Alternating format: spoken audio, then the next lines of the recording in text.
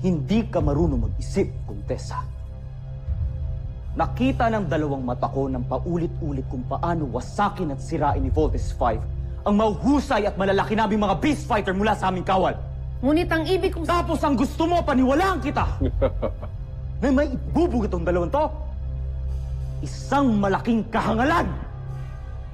Nagsasayang lang tayo ng panahon! Isang malaking kalokohan! Tama kayo, Kung ako sa'yo, Kontesa, bumalik ka na sa busa. Hindi ko nais mapahiya muli sa ating emperador.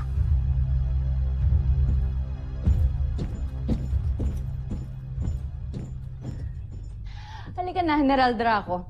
Iwanan natin ang mga payasong ito.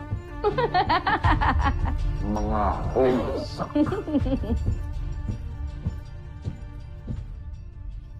Kontesa, maaari ba ako magsalita?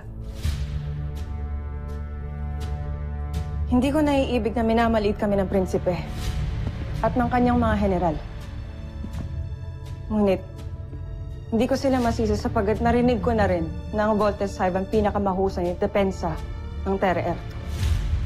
Kung ganitong walang tiwala sa amin si Prinsipe Zardos, naarapat lamang na magbalik na tayo ng Burzad. Hindi. Ibig kong ipahiya si Prinsipe Zardos sa kanyang kahambugan. Ibig kong ipaalam sa ating mahal na emperador na wala talagang silbi si Prinsipe Zardos dito. At ako lamang ang dapat niyang pagkatiwalaan.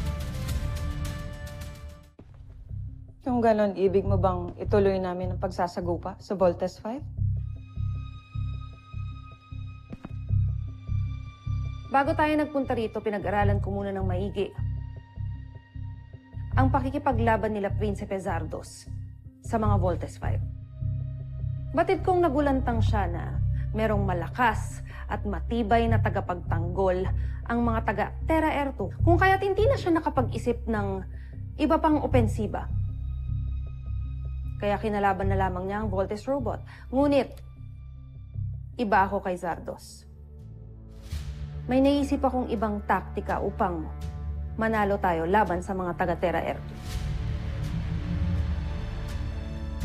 At ano ang taktika na to, Kontesa? Yun na nga ang gusto kong sabihin sa kanila kanina pa, ngunit hindi nila ako pinakikinggan. Sa halip na kalabanin natin ang Voltes robot, haharapin natin ang mga tagalupang piloto na kumokontrol sa kanilang armas. Naniniwala ako na sila Steve Armstrong ang magiging susi natin para magtagumpay ako laban kay Zardos at sa mga taga-Terra Erto.